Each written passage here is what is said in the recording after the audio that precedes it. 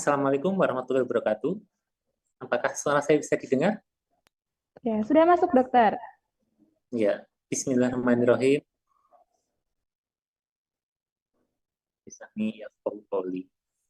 Assalamualaikum warahmatullahi wabarakatuh, para pemirsa sekalian.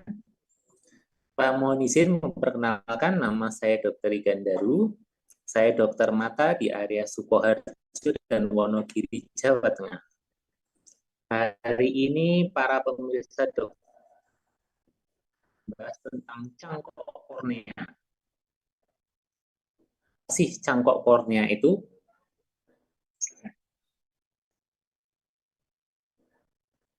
transplantasi kornea atau cangkok kornea itu adalah proses pengambilan kornea dari donor untuk diletakkan pada penerima kornea.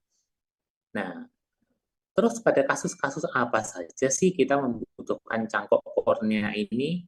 Oh, apakah mata saya kurang cantik sehingga saya membutuhkan cangkok kornea? Nah, tentunya kan tidak seperti itu. Nah, tentunya sebelum kita memulai tentang cangkok kornea, kita harus mengetahui indikasi kondisi apa sih yang membutuhkan pencangkokan kornea. Nah, pertama salah satunya adalah untuk optik. Optik itu supaya bisa kembali jernih. Nah, pasien bisa melihat kembali. Nah, seperti yang di slide ini yang bisa kita lihat, apabila kornea kita sudah tidak jernih, kita membayangkan seperti lampu motor kita atau lampu mobil. Nah, itu lama-kelamaan, lampunya sih masih bagus ya bolangnya, tapi kacanya itu akan mengalami kekeruhan, menjadi kuning. Nah, di gambar ini akan mengalami kekeruhan, yang mencoklat, ada yang memutih. Nah, bahkan ada yang terkena infeksi sehingga jadi di sini gambarnya putih sekali. Nah, itu supaya bisa melihat lagi, syarat kita penglihatan adalah memiliki kornea yang jernih. Karena korneanya ini tidak jernih, jadi kita melakukan pencangkokan. Yang lama diambil, kemudian diberikan dari donor. Nah, donor ini juga banyak. Donor ini ada dari donor yang baik atau ada donor yang kurang baik. Karena ini harus jernih, jadi donornya syaratnya adalah donornya juga bagus dong, jernih juga. Nah, ini untuk yang indikasi pertama supaya kita bisa melihat lagi kejernihan dari pencangkokan kornea itu sendiri. Slide. Nah, untuk kasus yang kedua, indikasi dari transplantasi kornea.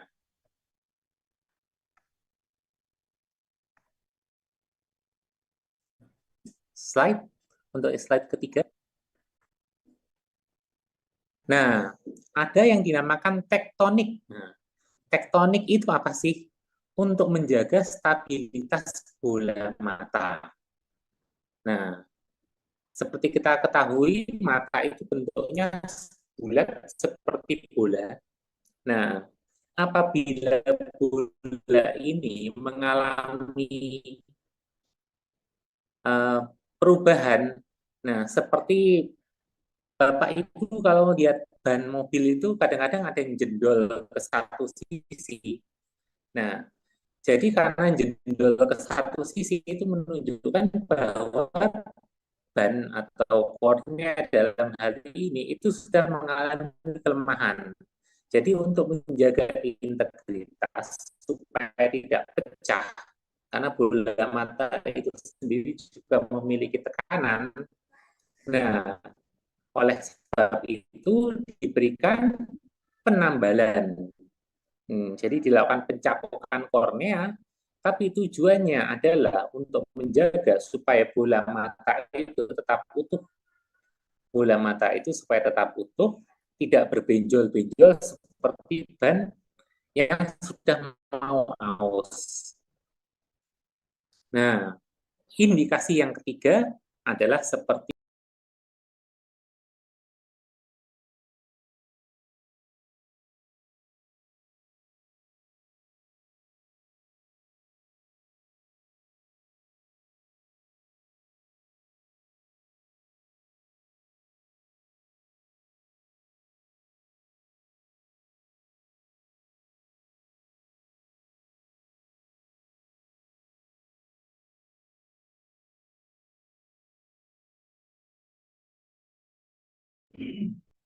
Ya, halo pasien dokter mata.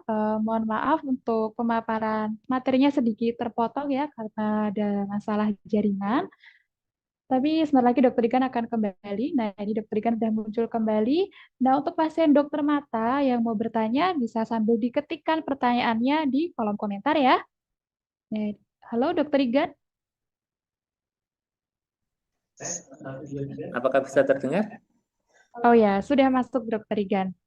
Ya, bisa dilanjutkan sekarang dokter? Ya, bisa. Ya, mohon maaf atas kesalahan teknisnya. Nah, untuk mengatasi infeksi. Nah, buat Bapak Ibu yang punya saudara yang punya pengalaman infeksi kornea. Nah, infeksi kornea itu memang berbahaya karena membuat kornea yang aslinya jernih menjadi tidak jernih. Nah, apabila kornea ini tidak jernih, tentunya cahaya tidak bisa masuk dengan baik. Nah, oleh sebab itu dilakukan pencakokan kornea, tapi di sini fungsinya adalah bukan untuk penglihatan, tapi fungsinya untuk mencegah infeksi. Nah, jadi area yang mengalami infeksi di bagian tengah itu dipotong, diangkat, kemudian diletakkan lagi kornea cangkokan yang baru supaya infeksinya sudah mereda. Nah, indikasi itu yaitu pertama sebagai indikasi optik untuk bisa melihat kembali, indikasi kedua untuk menjaga struktur dari bola mata, dan indikasi ketiga untuk mengatasi infeksi,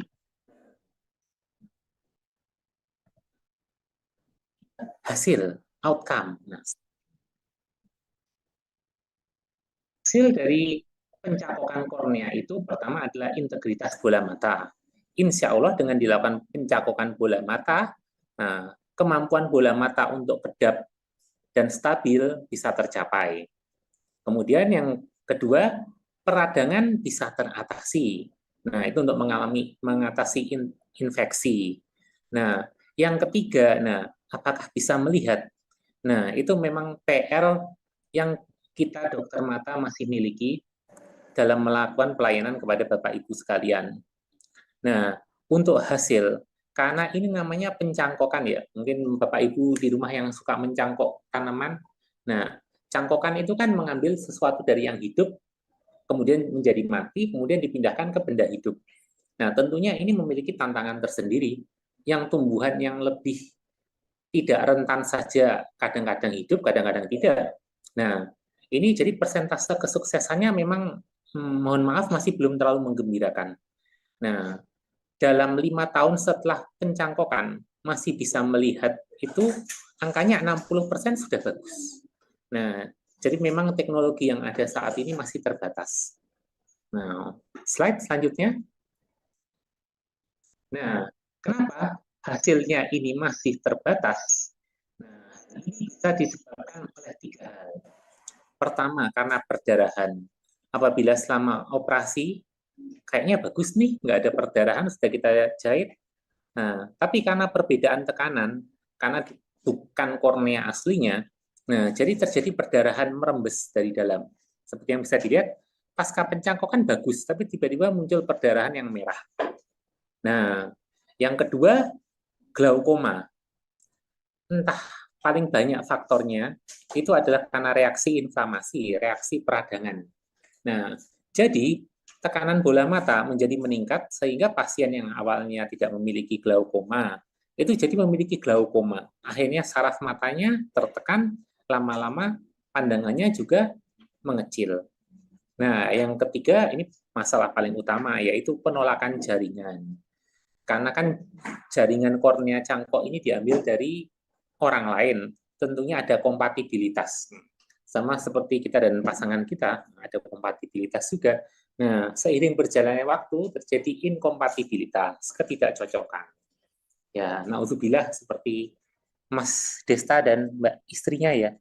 setelah lama berjalan ada ketidakkompakan. Nah, inilah yang beberapa faktor yang bisa menimbulkan komplikasi. Nah, slide selanjutnya. Nah, bismillah, seiring dengan bertambahnya zaman, majunya zaman, teknologi berkembang.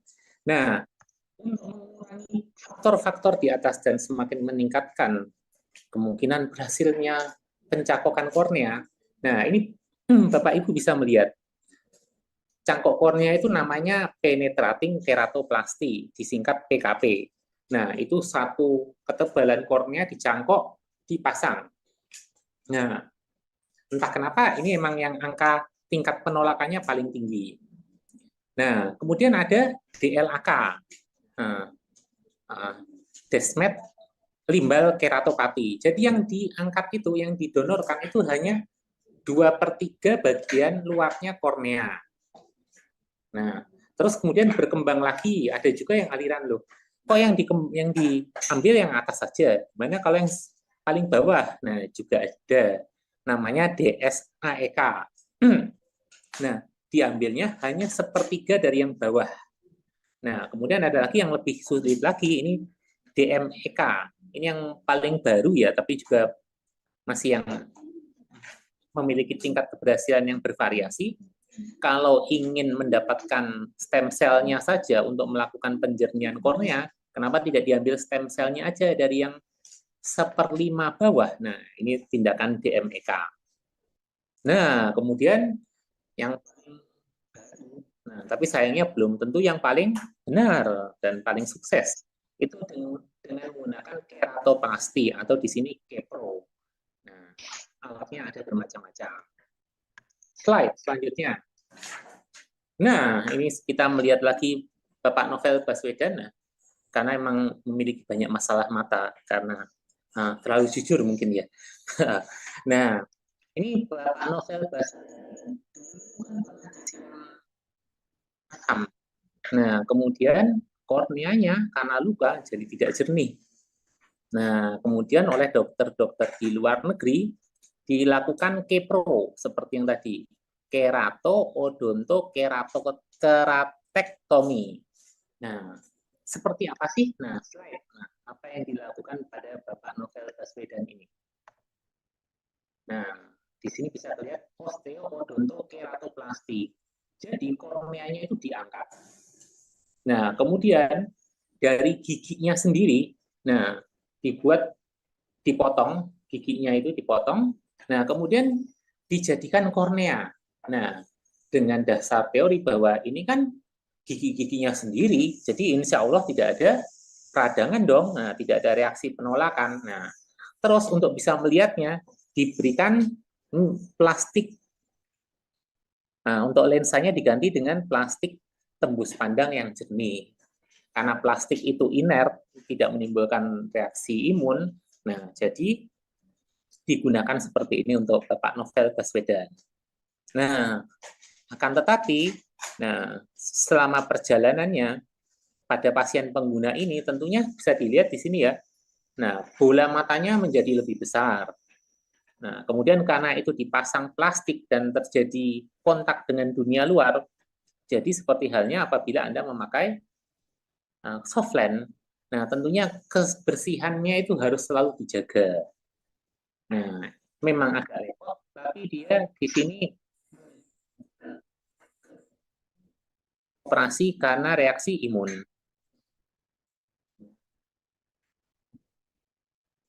Nah, karena untuk cangkok kornea ini masih hal yang masih belum banyak dilakukan di Indonesia ya. Itu sebenarnya tidak banyak dilakukan karena sebenarnya masalah etik dan masalah hukum. Nah, slide. Nah, di sini, insya Allah kemajuan teknologi itu adalah hal yang pasti. Karena masalah dengan cangkok kornea itu kebanyakan terikat dengan masalah hukum, bayangkan mengimpor organ, kemudian mengambil organ. Nah, itu banyak masalah hukum yang masih belum jelas di Indonesia, seperti RUU Kesehatan. Nah, sekarang sih RUU Kesehatan masih digodok supaya mengetahui hasil yang paling optimal buat masyarakat Indonesia. Nah, cangkok ini kan karena di Indonesia juga tabu ya, kita mengambil organ dari orang lain.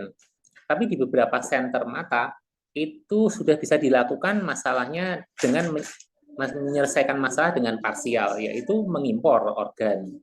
Bisa dilakukan. Contoh negara yang banyak mengimpor itu, yang melakukan kita impor itu dari India, Amerika, dan Cina.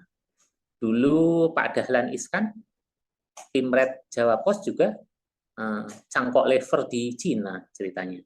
Tapi untuk kornea ini memang belum banyak dilakukan karena seperti tadi, untuk yang kualitas optik untuk mengejar penglihatan, itu memang donornya itu harus yang kualitas A, kualitas super ya.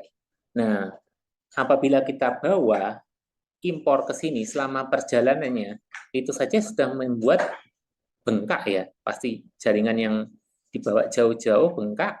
Nah, kemudian karena masalah waktu, jadi hasilnya biasanya kurang maksimal apabila dilakukan di Indonesia. Nah, memang kekurangan kita itu di situ, di bagian hukum dan bagian ketersediaan. Kalau untuk dokter ahlinya, insya Allah sudah ada yang bisa melakukan di Indonesia.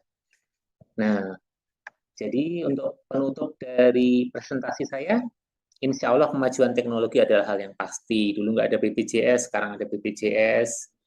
Bahkan operasi katarak vekoemulsifikasi yang tanpa nginap, tanpa dijahit, ini bukan hal yang sudah ada di tahun 1990-an. Dan bahkan baru mulai rame setelah 2010. Nah, jadi insya Allah ke depannya ada teknologi-teknologi lain selain odontokeratoplasti seperti yang dilakukan Pak Novel Baswedan. Nah, tapi insya Allah kebenaran yang mutlak itu hanya satu.